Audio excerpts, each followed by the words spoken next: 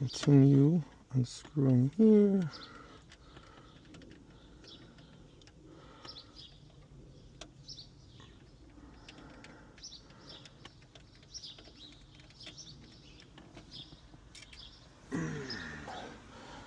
Perfect.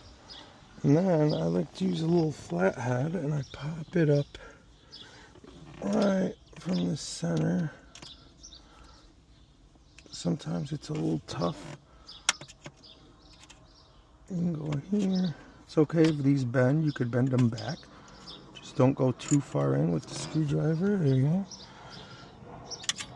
And then that pops up like that. And the most important part, you don't touch the ribbon at all. You just remove the entire board from the back, just like that. And then you install your SSD in here and you put it back in the same way.